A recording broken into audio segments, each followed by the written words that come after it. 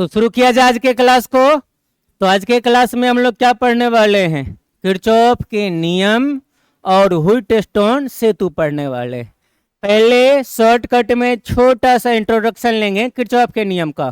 Kirchhoff का नियम क्या होता है तो ध्यान से समझा जाए। अगर साधारण परिपथ हो, अगर सिंपल परिपथ हो, साधारण परिपथ, तो उसमें विद्युत धारा का मान और विभवांतर का मान ज्ञात करने के लिए ओम के नियम का प्रयोग किया जाता है। लेकिन यदि परिपथ जटिल हो, जटिल परिपथ के लिए विभवांतर धारा का मान ज्ञात करने के लिए किसका नियम लगाते हैं? किरचॉफ का नियम लगाते हैं। अगर शॉर्टकट में समझा जाए तो साधारण परिपथ में प्रतिरोध R, विभवांतर V और विद्युत धारा I, इन सभी चीजों का मान ज्ञात करने के लिए कौन सा नियम लगाते हैं? ओम का नियम। साधारण परिपथ है तब फॉर्मूला कौन सा लगता था? याद करो, V/I बराबर R, यही तो है ओम का नियम। लेकिन अगर परिपथ जटिल हो जाए, जटिल परिपथ के लिए काम करना चाहे, ये सब निकालना चाहे, तब कौन सा नियम लगाना पड़ेगा? किरचॉफ का नियम। और किरचॉफ के दो नियम होते हैं। किरचॉफ के टोटल दो नियम। कौन कौन से हैं वो दोनों नियम, उसको हम लोग देखेंगे। तो किरचॉफ का पहला नियम कहता है, अगर मान के चलो कि इस प्रकार से चालकों का जाल है और इसमें कुछ विद्युत धारा जा रहा है दूर इस बिंदु से और कुछ इसके पास आ रहा है।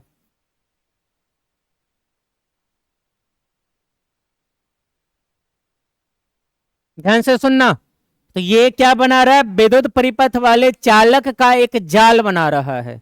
इस जाल के किसी एक बिंदु की बात अगर करें, जैसे कि हम लोग फिलहाल अभी फिलहाल हम लोग इस बिंदु की बात करें, इस बिंदु की, तो इस बिंदु पर जितने भी धारा आएंगी या जाएंगी बस मिलेंगी, उन सब का टोटल योगफल कितना होता है? 0। परिभाषा पर हो जल्दी से। परिभाषा क्या कहता है? चालकों के किसी जाल में, चालकों के किसी जाल में किसी एक बिंदु पर, किसी बिंदु पर मिलने वाली सभी विद्युत धाराओं का बीजगणितीय योगफल क्या होगा? 0 के बराबर होगा। यानी कि यहां से हम लोग कह सकते हैं कि I1, I2, I3, I4, I5, I6 इन सब को मिला करके इन सब का टोटल योगफल किसके बराबर होगा? 0 के बराबर होगा। लेकिन एक और बात का ध्यान रखना, इस नियम में हम लोग लेते हैं आने वाली धारा को धनात्मक बिंदु की तरफ और बिंदु से दूर जाने वाली धारा को ऋणात्मक। देखो तो कौन कौन आ रहा है, कौन कौन जा रहा है। I1 देखो जा रहा है धारा, तो इसका चिन्ह हम लोग लेंगे माइनस में।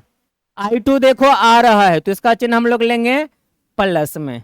I3 को देखो जा रहा है, इसका चिन्ह लेंगे हम लोग माइनस में। I4 भी जा रहा है, तो इसका भी चिन्ह लेंगे माइनस में।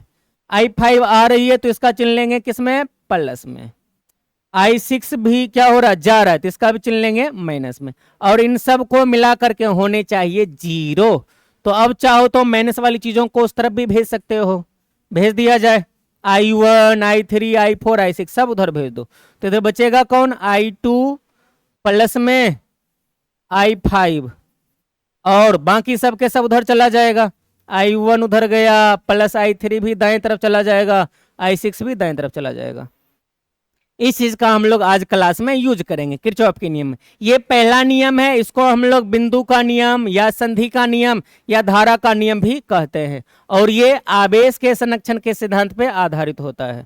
किसके संरक्षण के सिद्धांत पर? तो आवेश के संरक्षण के सिद्धांत पर आधारित होता है। बाकी चीजें बोर्ड पर से भी स्क्रीनशॉट करके पढ़ा जा सकता है। जो लोग रिकॉर्डेड वीडियोज में देख रहे हैं क्लास को, लाइव में देख रहा है तो सबके, सॉरी ऑफलाइन में देख रहा है तो सबके पास लिखा हो तो है ही। अब दूसरा नियम, दूसरा नियम क्या होता है?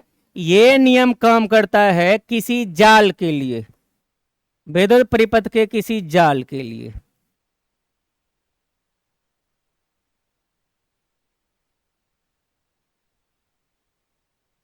मान के चलो कि ये विद्युत परिपथ का एक बंद जाल बना रहा है।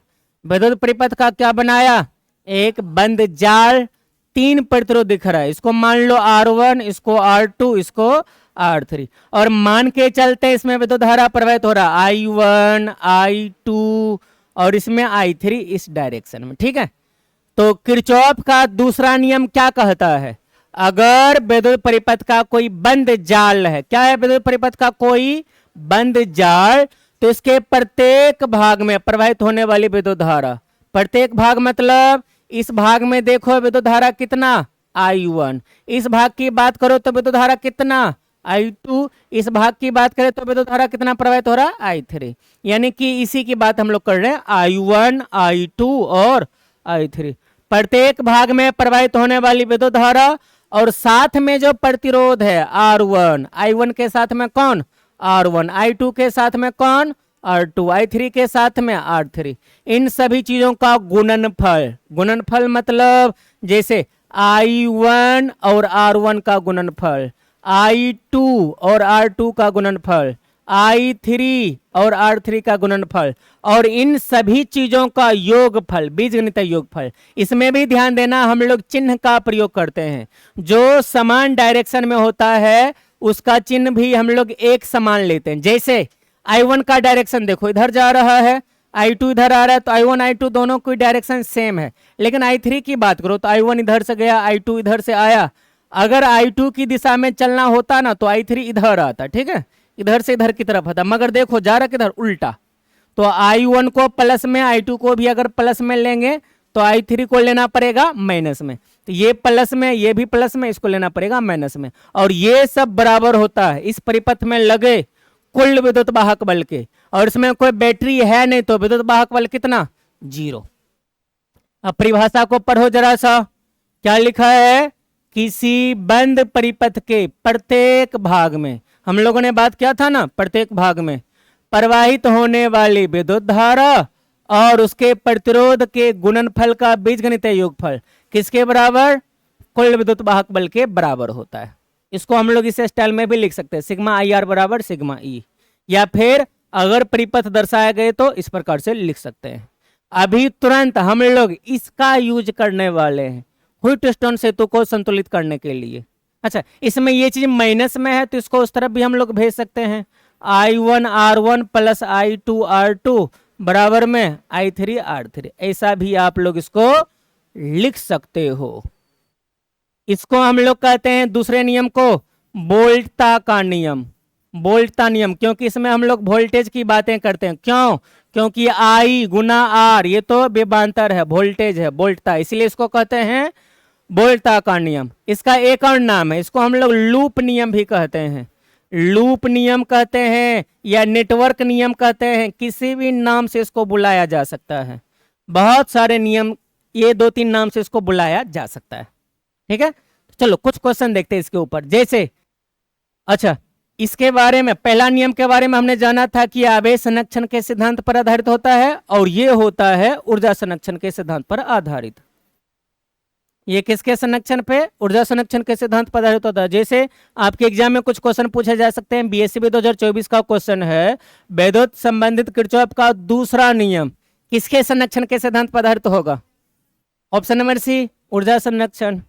आगे बढ़ो, विद्युत परिपथ के किसी बिंदु पर सभी धाराओं का बीजगणितीय योगफल किसके बराबर, 0 के बराबर। ऑप्शन नंबर ए, ये भी BSCB 2016 का प्रश्न है। अगला प्रश्न है, विद्युतीय परिपथ के किसी बिंदु पर सभी धाराओं का बीजगणितीय योगफल 0 होता है। अभी तुरंत हम लोग पढ़े थे इस चीज को।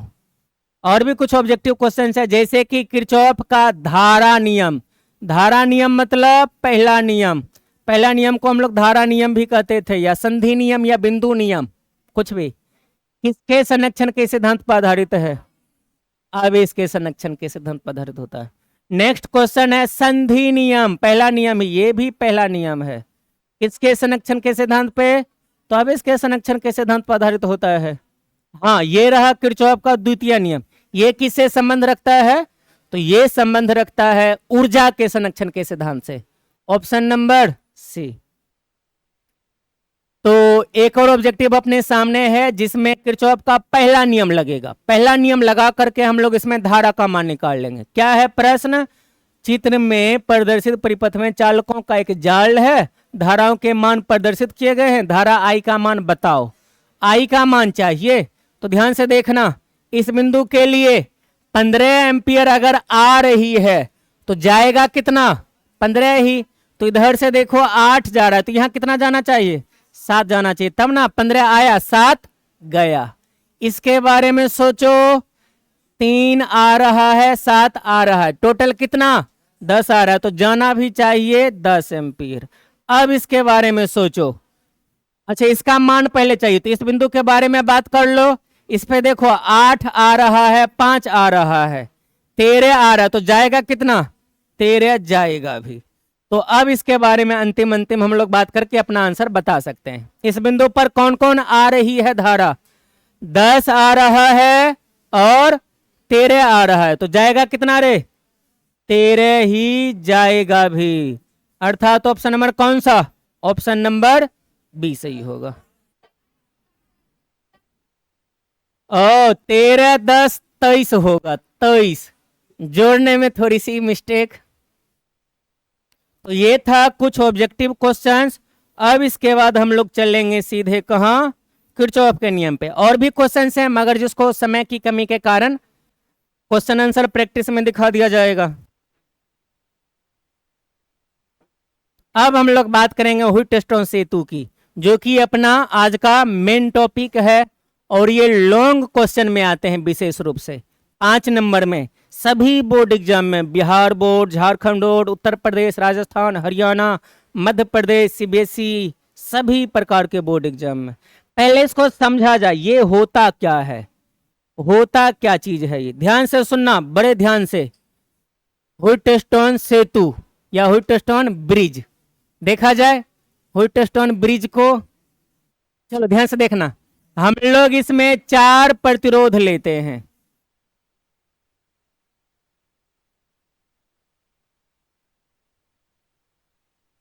ये कौन सी आकृति है, त्रिभुज की, वृत्त की, चतुर्भुज, ये है चतुर्भुज, 4 भुजा वाली चतुर्भुज। इसमें हम लोग 4 प्रतिरोध को लगाने वाले, 4 प्रतिरोध टोटल। टोटल कितने प्रतिरोध, 4 प्रतिरोध लगाने वाले हैं। देखना कैसे,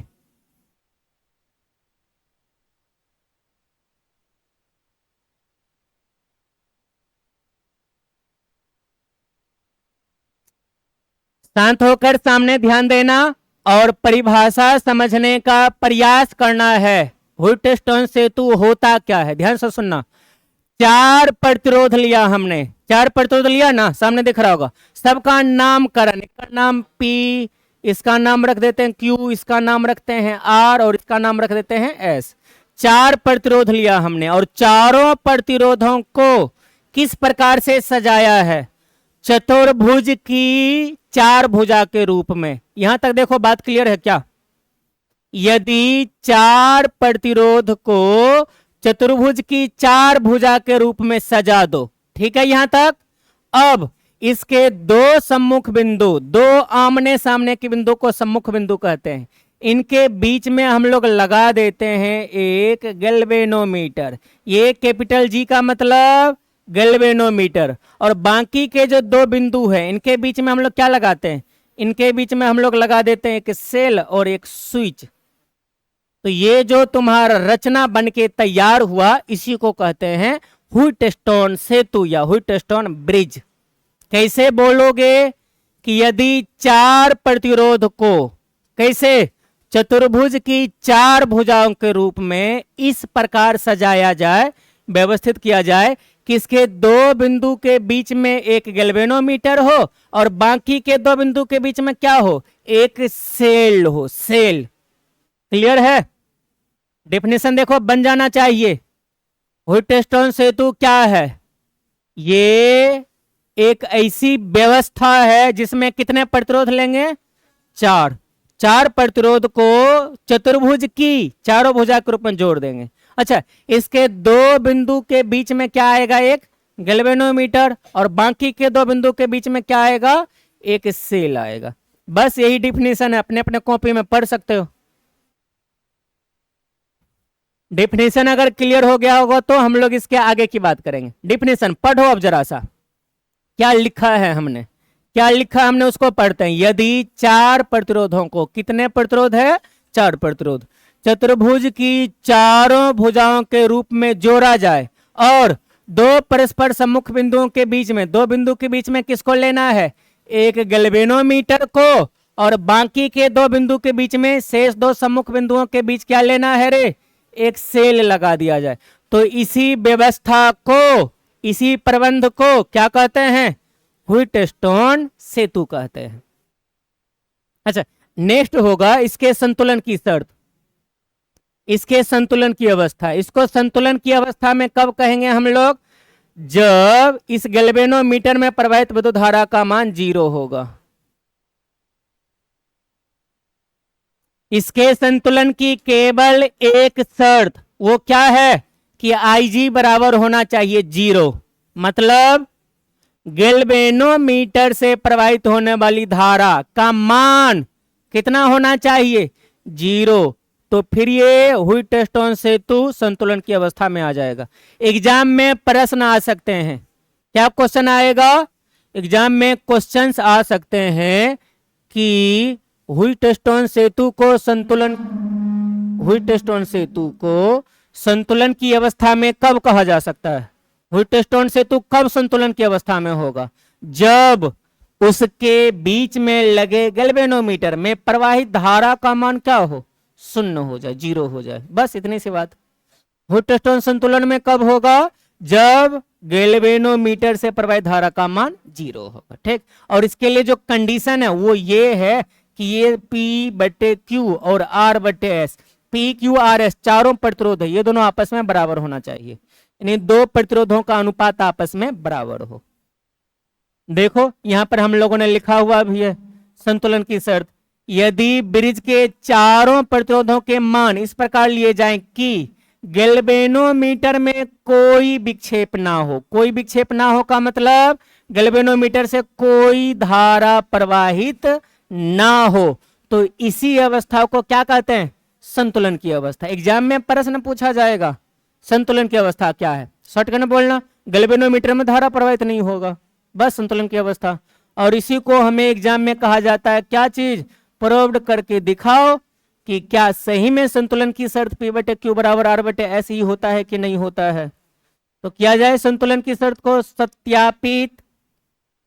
संतुलन की अवस्था को सत्यापित करने के लिए हमें किरचॉफ के नियम का यूज करना पड़ेगा। अगर किरचॉफ का नियम क्लियर है तब तो आसानी से सभी बातें समझ में आ जाएगी, अगर नहीं क्लियर हो तो थोड़ी मुश्किल हो सकती है आपको। तो ये अब हम लोग क्या करने जा रहे हैं, संतुलन की शर्त को प्राप्त करने जा रहे हैं, संतुलन की शर्त। और ये लॉन्ग क्वेश्चन में आता है, लगभग हर साल किसी ना किसी एग्जाम में लॉन्ग क्वेश्चन में आ ही जाती है, हमारे लिए बड़ा भी। अब ध्यान से सुनना, अगर हम लोग यहाँ स्विच को ऑन करेंगे तो विद्युत धारा प्रवाहित होगा I यहाँ से, लेकिन जब I इस जगह पे पहुंचेगा तो ये बंट जाएगा अलग अलग डायरेक्शन में, ये बात तो सभी लोगों को मालूम है। अच्छा, जैसे यहाँ से हमने I भेजा तो I जब यहाँ जाएगा तो इधर जाएगा और इधर भी जाएगा, ठीक है। और जब इधर जाएगा तो हम लोग मान के चलते इसमें गया I1, लेकिन ये I1 जब वापस इस जगह पे पहुंचेगा तो फिर से ये बंट जाएगा दो भाग में, दिख रहा है ना।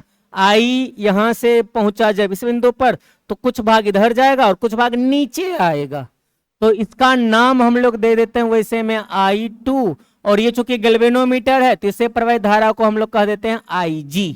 I माने विद्युत धारा, G माने गैल्वेनोमीटर से प्रवाहित धारा।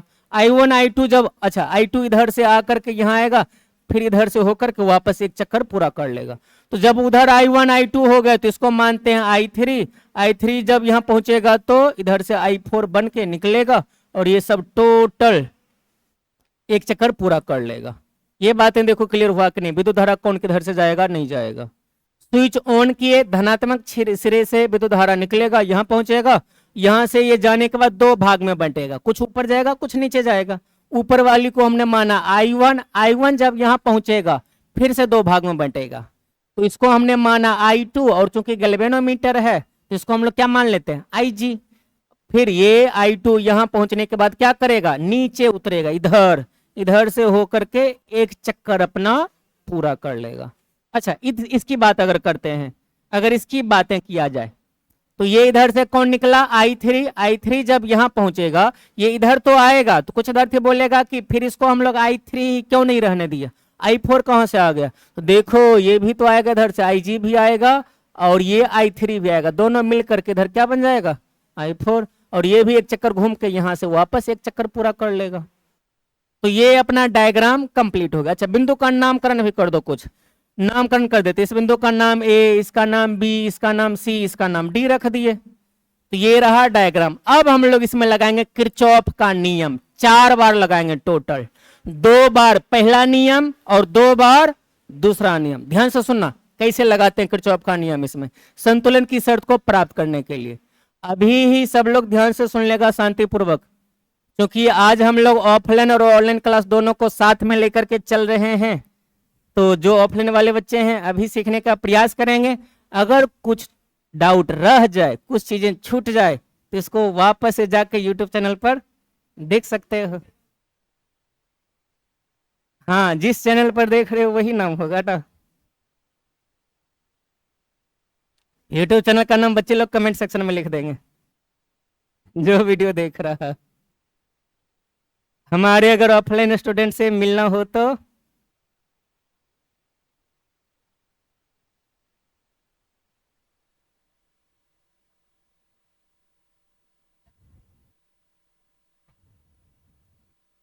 ये है हमारा ऑफलाइन क्लास के स्टूडेंट, जो लोग दिखेगा वो हाय हेलो कर दो।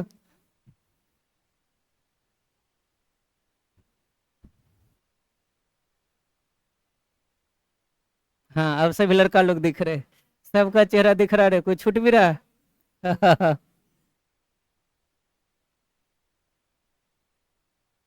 चल, तो हम लोग वापस से चलते हैं अपने मेन टॉपिक पे।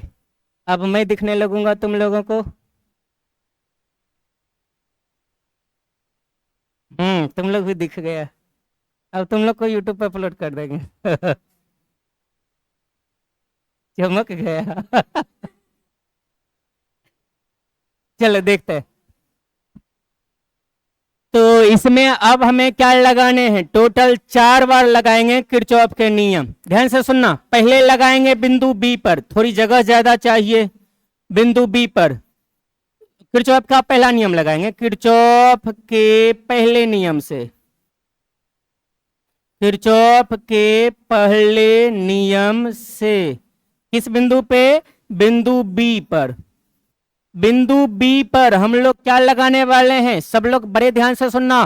किरचॉफ का पहला नियम याद होगा रे, आने वाली धारा बराबर होनी चाहिए जाने वाली धारा के, या फिर आने वाली जाने वाली सबको मिला करके क्या होनी चाहिए, 0 के बराबर। तो देखो तो बी पर कौन कौन आ रहा है और कौन कौन जा रहा है। बी पर बड़े ध्यान से देखो, I1 क्या हो रहा है, आ रहा है, और IG और I2 क्या हो रहा है, जा रहा है। तो इसका मतलब यहां पर हम लोग लिख सकते हैं I1 को प्लस में, इन दोनों को माइनस में, I2 और IG इन दोनों को माइनस में, ठीक। और ये सब मिला के होगा 0, इन दोनों को हम लोग चाहे तो उधर भी भेज सकते हैं। I1 बराबर हो जाएगा I2 प्लस में IG। लेकिन हमने पहले ही पढ़ लिया था, संतुलन की शर्त के लिए ये जो IG है यानी गैल्वेनोमीटर में प्रवाहित धारा, इसका मान क्या होता है, 0। तो इसीलिए हम लोग IG को मान लेंगे 0, तो इसलिए अपना I1 बराबर क्या हो गया, I2। क्यों, क्योंकि यहां लिख देना, चूंकि IG बराबर है 0। ये हुआ अपना समीकरण नंबर 1, बड़ा आसान था। देखो बिंदु बी पर, बिंदु बी पर पहला नियम लगाया हमने किरचॉफ का, क्लियर हुआ कि नहीं बिंदु बी। अच्छा नहीं हुआ तो एक मौका और मिलेगा, चलो डी पर लगाओ, बिंदु डी पर लगाओ तो किरचॉफ का नियम, बिंदु डी पर किरचॉफ का नियम लगाओ तो बिंदु डी पर किरचॉफ का नियम लगाया जाए। बड़े ध्यान से, जिन लोगों का बी में थोड़ा बहुत डाउट बच गया होगा डी पर क्लियर होगा। डी पर देखो तो रे कौन कौन आ रही है कौन कौन जा रही है। डी पर I3 को देखो, I4 को देखो, IG को देखो। अब सोचो केवल ये 3 धारा, बड़े ध्यान से देखो, क्लियर होगा कैसे नहीं, आराम से होगा। जो आ रही है धारा उसको लेंगे प्लस में, जो सब जा रही है उसको माइनस में लेना है। तो 3 इस पे देखो आ रही है, IG भी आ रही है, I4 जा रही है, तो इन दोनों को प्लस में लेके इसको माइनस में ले लो, इन दोनों को ले लो तुम प्लस में, I कौन सा 3 प्लस में, IG भी प्लस में, ये I4 मगर माइनस में होगा, और इन सबको मिला के 0 होने चाहिए, और हम लोग I3 बराबर क्या कर देंगे उधर जाके I4, सॉरी IG मन में चल रहा था, क्यों? क्योंकि IG का मान तो ये समीकरण नंबर 2 होगा, IG यहां से कहां भाग गया, IG का मान होता है 0 संतुलन की शर्त के लिए, समीकरण नंबर 2। समीकरण 1 और 2 देखो, ज्यादा समस्या तो नहीं लग रहा। पहला नियम लगा किरचॉफ का नियम, एक बारी बिंदु बी पर एक बारी डी पर, किसी को कोई डाउट समस्या हो तो कैमरे में खड़ा होकर पूछ सकते हो, लगा लोगे बी और डी दोनों पर किरचॉफ का पहला नियम।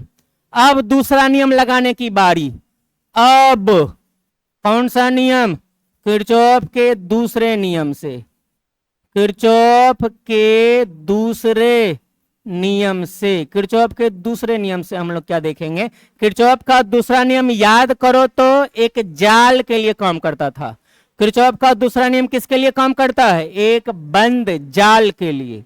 तो जाल को ढूंढो, तुम लोग नहीं ढूंढ पाएगा तो हम ढूंढवा देंगे, यहां से शुरू करो, इसको पकड़ लो, देखो एक जाल दिख जाएगा, दिखा कि नहीं एक जाल, इसका नाम क्या रखना चाहोगे, A B D A, घुमा के ले लेते, ये अपनी जाल, इसी में लगाएंगे किरचॉफ का दूसरा नियम। आज के क्लास में भी हमने रिवीजन किया, पहले भी बढ़िया से पढ़ा हुआ है किरचॉफ का दूसरा नियम दिमाग में रहना चाहिए, I1 R1, I2 R2, I3 R3 लेकर के सबको विद्युत वाहक बल के बराबर करते थे, ध्यान है ना। चलो प्रयास करते हैं किरचॉफ का दूसरा नियम लगाने का, कहां पे लगाएंगे, तो जालक, ये जालक क्या लूप को हो, ABDA में, जालक ABDA के लिए, ABDA के लिए लगाओ तो विद्युत धारा और प्रतिरोध का गुणनफल यानी I1 गुने P, विद्युत धारा I1, इसका प्रतिरोध है P।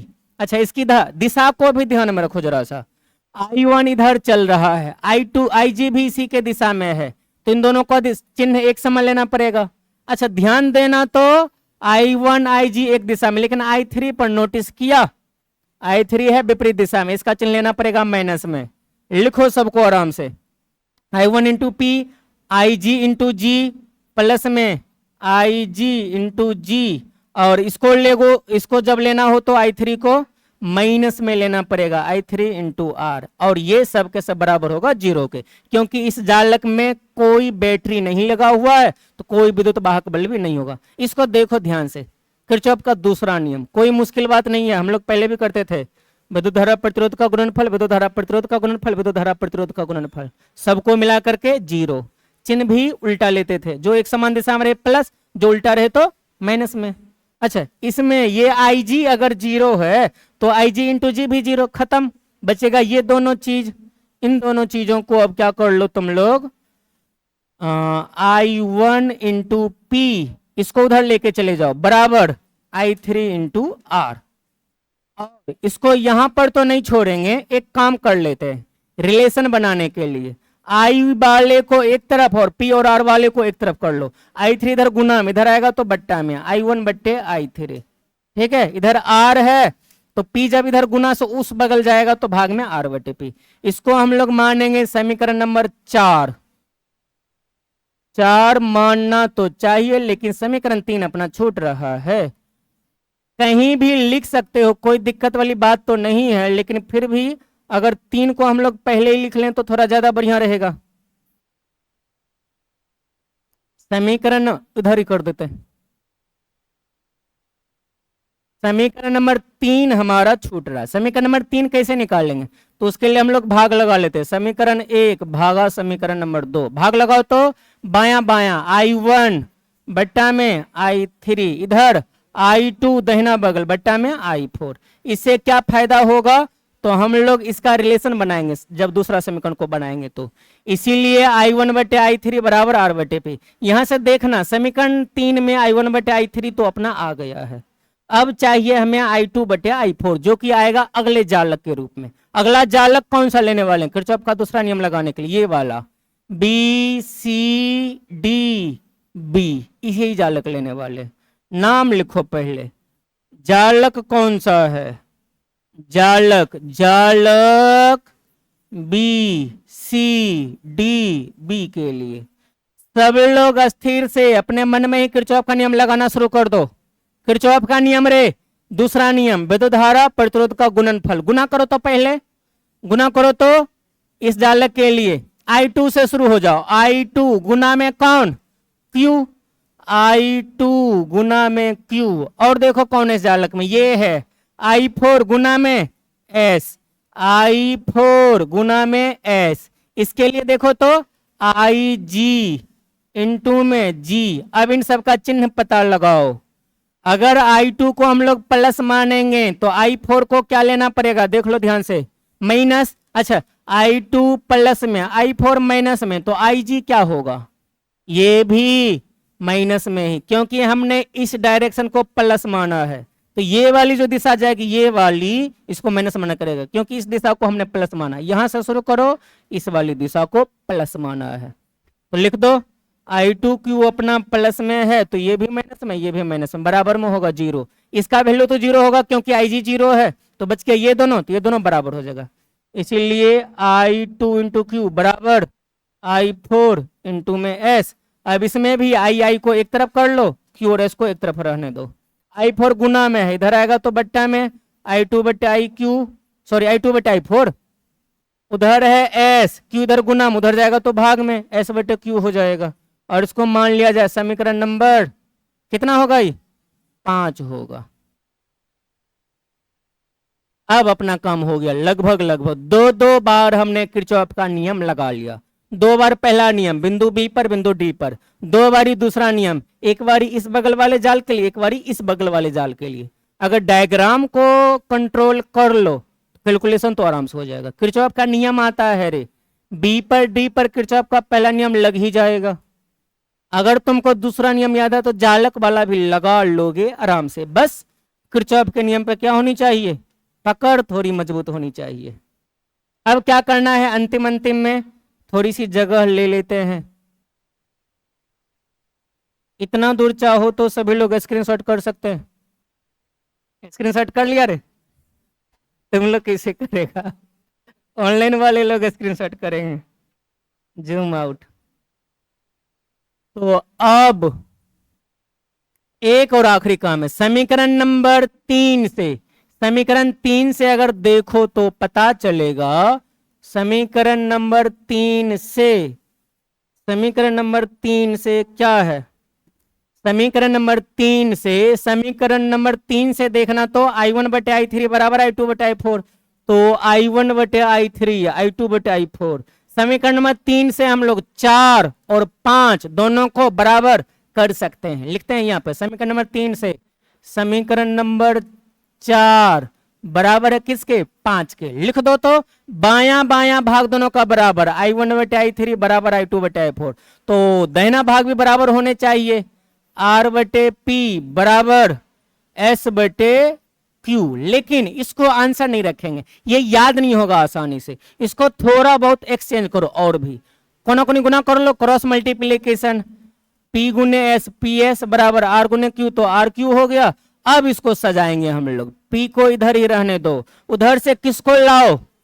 Q को लाओ, तो PQ जोड़ा लग गया, P के बाद Q बराबर, इधर R पहले से है ना, S इधर बच रहा है, इसको उधर लेके जाओ, R बटे S। और ये जो दिख रहा है यही संतुलन का शर्त है। यही क्या है? संतुलन की शर्त। और यही हम लोगों को प्रूव करना था। तो ज्यादा मुश्किल बातें नहीं है, बस 2 बारी लगाना है किरचॉफ का नियम। तो ऑनलाइन वाले बच्चों का क्लास यहीं पर समाप्त करेंगे, ऑफलाइन वाले बच्चे इसको लिखेंगे।